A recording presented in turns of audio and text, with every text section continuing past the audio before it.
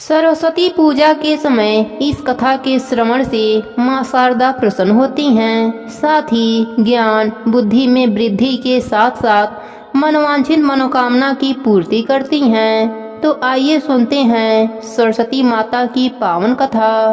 प्रेम से बोलिए सरस्वती माता की जय हो। एक बार की बात है, सुकेता नाम का एक राजा रहता था। वह एक अच्छा इंसान और धर्म का अनुयायी था। उसने धर्म के नियमों के अनुसार राज्य पर शासन किया। राजा अपने राज्य के नागरिकों की बहुत अच्छी देखभाल करता था। उसकी सुवेदी नाम की एक बहुत ही सुंदर पत्नी थी। एक बार सुकेता के राज्य पर आक्रमण हुआ और सुकेता को अपने शत्रुओं से युद्ध करने को विवश होना पड़ा। दुश्मन मजबूत थे और सुकेता अपनी रक्षा करने में सक्षम नहीं था और अपनी जान बचाने के लिए युद्ध के मैदान से भाग गया। उसके साथ उसकी पत्नी भी भाग गई। वे दोनों अपनी जान बचाकर भाग गए और समय रहते एक जंगल में पहुंच गए। जब वे जंगल में पहुंचे, वे थक चुके थे और भूखे थे। उन्हें जो कुछ भी मिला उसे वे खा रहे थे, लेकिन फिर भी उनकी भूख शांत नहीं हो रही थी, क्योंकि उनको जो कुछ भी खाने को मिला था वह काफी कम था। भूख ने अपना असर दिखाना शुरू कर दिया था और राजा एक समय चल भी नहीं पा रहा था। राजा नीचे गिर गया और रानी अपनी जांघ को राजा के लिए तकिए के रूप में बनाकर उसे शांत करने की कोशिश कर रही थी। वह बहुत चिंतित थी और उसने भगवान से कुछ मदद की प्रार्थना की, जिससे उनको चिंताओं और दर्द से छुटकारा मिल सके। संयोग से ऋषि अंगीरा उस रास्ते से जा रहे थे और उन्होंने राजा और रानी को देखा। उन्होंने रानी से पूछा कि वह कौन है और वे जंगल में कैसे आए हैं। रानी ने ऋषि को अपनी कहानी सुनाई। ऋषि को पता चल गया कि वे राजा और रानी हैं। फिर उन्होंने रानी से कहा कि पास में ही पंचवटी तालाब के पास दुर्गा क्षेत्र नामक एक जगह है। उन्होंने रानी को पूरी भक्ति के साथ देवी की पूजा करने की सलाह दी। ऋषि ने रानी और राजा को साथ में चलने के लिए कहा। वे दोनों ऋषि के साथ उस स्थान पर चले गए। ऋषि ने राजा और रानी से पवित्र तालाब में स्नान करने को कहा। राजा और रानी स्नान करके लौटे। ऋषि ने उन्हें देवी दुर्गा और सरस्वती की पूजा करवाई। उन्होंने उनसे खडोपचार पूजा करवाई, जो 16 विभिन्न प्रकार की पूजा या सेवा करके देवी को प्रसन्न करती है। यह पूजा 9 दिनों तक चलती रही। 10वें दिन यह यज्ञ किया गया और ऋषि अंगीरा द्वारा निर्देशित राजा और रानी द्वारा 10 प्रकार के दान दिए गए। इस प्रकार उनका व्रत संपन्न हुआ। दोनों दंपति ऋषि अंगीरा के आश्रम में खुशी खुशी रहे। देवी की कृपा से उन्हें पुत्र की प्राप्ति हुई। लड़के का नाम सूर्य प्रताप रखा गया। बालक आश्रम में पला बढ़ा और युद्ध सहित सभी प्रकार की शिक्षा प्राप्त की। वह बड़ा होकर एक महान तलवारबाज बना। उसे कोई डर नहीं था। लड़का एक युवा योद्धा बना और अंगीरा ऋषि के आशीर्वाद से उन शत्रुओं पर हमला किया जो अब उसके पिता के राज्य पर शासन कर रहे थे। उसने युद्ध के मैदान में सभी दुश्मनों को हरा दिया और उसने अपने पिता के खोए हुए राज्य पर नियंत्रण कर लिया। वह आश्रम में लौट आया और ऋषि के आशीर्वाद से अपने माता पिता को वापस अपने राज्य में ले गया। उस दिन से सुवेदी हर साल इस व्रत को करती थी और उसका परिवार हमेशा के लिए खुशी से रहने लगा। प्रेम से बोली सरस्वती माता की जय हो। सृष्टि के प्रारंभिक काल में भगवान विष्णु की आज्ञा से ब्रह्मा जी ने मनुष्य योनि की रचना की, परंतु वह अपनी संरचना से संतुष्ट नहीं थे। तब ब्रह्मा जी ने विष्णु जी से आज्ञा लेकर अपने कमंडल से जल को पृथ्वी पर छिड़क दिया, जिससे पृथ्वी पर कंपन होने लगा और एक अद्भुत शक्ति के रूप में चतुर्भुज सुंदरी स्त्री प्रकट हुईं, जिनके एक हाथ में बीड़ा एवं दूसरा हाथ वर मुद्रा में था। वही अन्य दोनों हाथों में पुस्तक एवं माला थी। जब इस देवी ने बीड़ा का मधुर नाद किया तो संसार के समस्त जीव जंतुओं को बाड़ी प्राप्त हो गई। तब ब्रह्मा जी ने उस देवी को बाड़ी की देवी सरस्वती कहा। सरस्वती को बाड़ीश्वरी, भगवती, शारदा, बीड़ा वादनी और वाग देवी सहित अनेक नामों से पूजा जाता है। संगीत की उत्पत्ति करने के कारण वह संगीत की देवी भी कही जाती हैं। बसंत पंचमी के दिन को माता सरस्वती के जन्म उत्सव के रूप में मनाया जाता है। पुराणों के अनुसार भगवान विष्णु ने श्री कृष्ण अवतार के रूप में सरस्वती से खुश होकर उन्हें वरदान दिया था कि बसंत पंचमी के दिन तुम्हारी आराधना की जाएगी।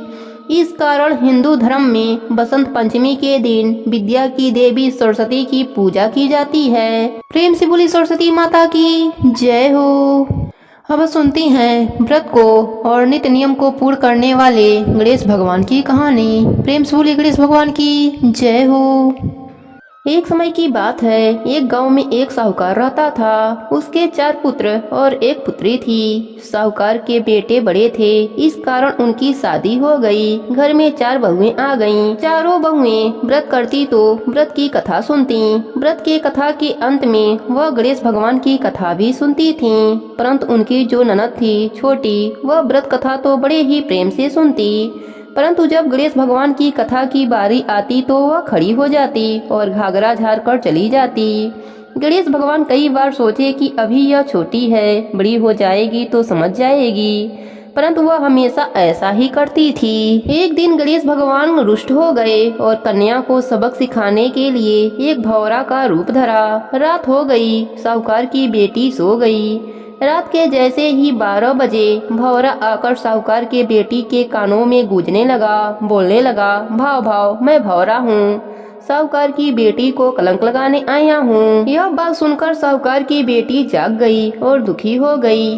साथ ही सोचने लगी, मुझे कलंक लगाना कौन चाहता है, मैंने तो कोई गलत कार्य नहीं किया, फिर ऐसा कौन है। वह रात भर यही बात सोचती रही। उसे नींद नहीं आई। सुबह उठी तो वह किसी से कुछ नहीं बताई। वह डर गई, सोचा पता नहीं क्या बात है। ऐसे करते करते कई दिन बीत गए।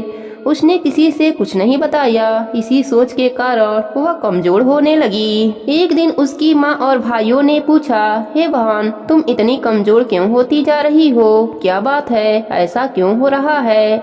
कोई बात हो तो हमें बताओ।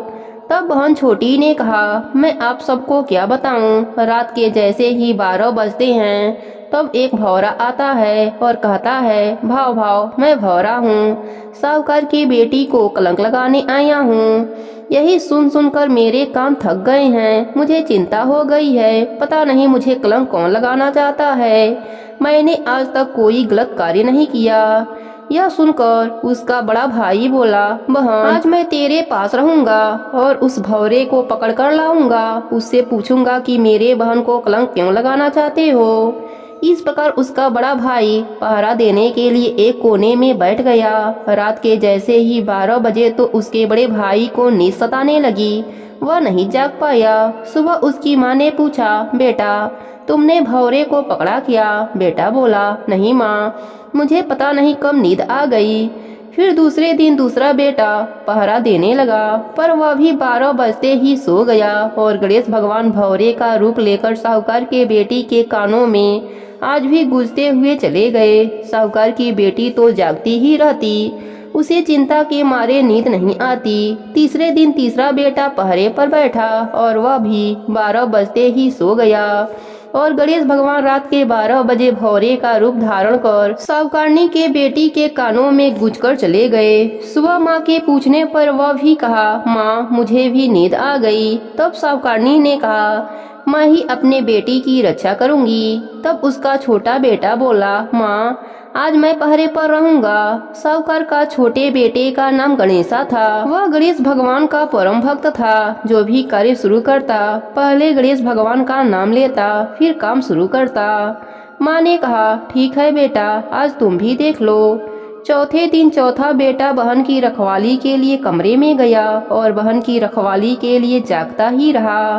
रात के जैसे ही 12 बजे तब उसे नींद सताने लगी तो उसने निश्चय किया, मैं नहीं सोऊंगा। फिर उसने सोचा, क्यों ना गणेश भगवान के नाम का कीर्तन करूं, जिससे निद्रा माता मेरे पास से चली जाए और मुझे नींद न आए। फिर वह गणेश भगवान के नाम का जप करने लगा, जय गणेश जय गणेश जय गणेश। रटते रटते रात के 12 बज गए। गणेश भगवान भी आए, परंतु उसे नींद नहीं आई।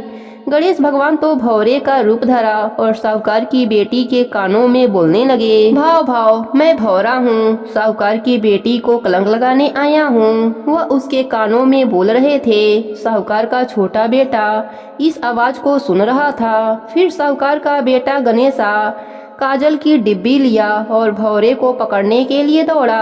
भौरा आगे आगे और छोटा बेटा पीछे पीछे भागते रहे।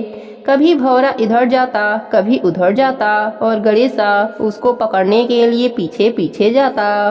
आखिर में गणेश भगवान को उस डिब्बी में बंद होना पड़ा और गणेशा भौरे को डिब्बी में बंद करके अपने तकिए के नीचे रख कर सो गया। सवेरे उठा तो अपने माता पिता को प्रणाम करके बोला, माँ आज मैंने उस भौरे को पकड़ लिया है। जो बहन को कलंक लगाने आता था उसको मैं पकड़कर डिब्बी में बंद कर लिया है। माँ और पिताजी दोनों प्रसन्न हुए और बोले, दिखाओ वह कौन है। तब उसने कहा, मैंने उसे एक डिब्बी में बंद किया है, कहीं वह उड़ न जाए, इसलिए सब इकट्ठे होकर इस डिब्बी को खोलते हैं। फिर उससे पूछते हैं कि वह इस प्रकार की बातें क्यों कर रहा था। तब सभी लोग इकट्ठे हुए। गणेशा ने उस डिब्बी को खोला तो देखता है भौरे का रूप धारण किया हुआ डुबका हुआ गणेश भगवान उस डिब्बी में बैठे हैं। साहूकार और साहूकारनी बोले, तुम कौन हो जो भौरे के रूप में हो और मेरी बेटी को कलंक लगाना चाहते हो। गणेश भगवान कुछ नहीं बोले। फिर गणेशा बोला, बताओ तुम कौन हो, भूत हो, प्रेत हो, किस योनि के हो, कौन हो। तुम साधारण भौरा हो या असाधारण भौरा हो, मुझे बताओ। तुम मेरी बहन को कलंक क्यों लगाना चाहते हो। मैं गणेश भगवान का शपथ खाकर कहता हूँ कि मैं तुम्हें छोड़ दूंगा अगर तुमने सच बता दिया तो। तब गणेश भगवान जो कि भौरे का रूप धारण कर रखा था वह मन ही मन प्रसन्न हुए।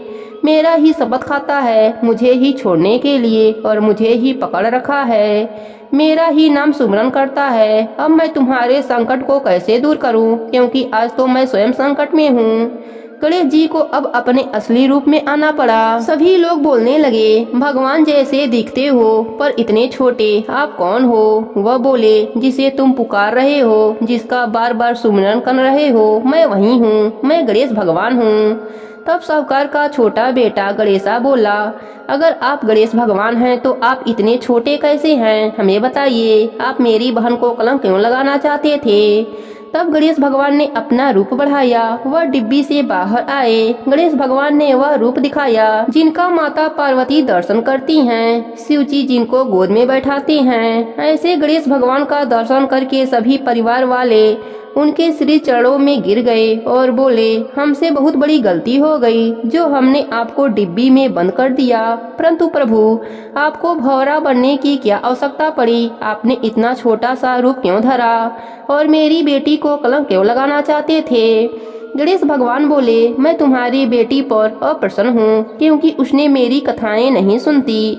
तुम्हारी सभी बहुओं ने मिलकर कथा कहानी कहती और सुनती हैं। जब मेरी कथा की बारी आती है तो तुम्हारी बेटी घाघरा झाड़ कर खड़ी हो जाती है और वहाँ से चली जाती है। मेरी कथा इसने कभी भी बैठकर ध्यान लगाकर नहीं सुनी, इसलिए मैं इससे अप्रसन्न हूँ, उससे नाराज हूँ। इसलिए उसे यह बताने के लिए उसके पास आकर उसको कलंक लगाने की बात करता था। मैं किसी को कलंक नहीं लगाता, परंतु मैं उसे यह एहसास कराना चाहता हूँ कि वह मेरी पूजा से बेमुख हुई है। तब सभी परिवार वाले और उसकी बहन गणेश भगवान के चरणों में गिर गए और बोले, आज से हम आपकी कथाएं अवश्य सुनेंगे। सभी व्रत के कथा के अंत में आपकी कथा अवश्य सुनेंगे। गणेश भगवान प्रसन्न हो गए और बोले, आज के बाद जो भी मनुष्य मेरी इस कथा को सुनेगा मैं उसकी सारी संकट दूर कर दूंगा, उसका घर अन्य धन से भर दूंगा। इस प्रकार गणेश जी की सभी लोग जयकारा लगाने लगे। गणेश जी साहूकार का घर अन्य धन से भरकर अंतर ध्यान हो गए। हे गणेश जी महाराज, आज जो भी आपकी इस कथा को सुन रहा है उसके व्रत को पूर्ण कर देना, उसका घर अन्य धन से भर देना। अपनी सदा कृपा बनाए रखना। कहानी अधूरी हो तो पूरी करना, पूरी हो तो मान रखना। प्रेम से बोले गणेश भगवान की जय हो।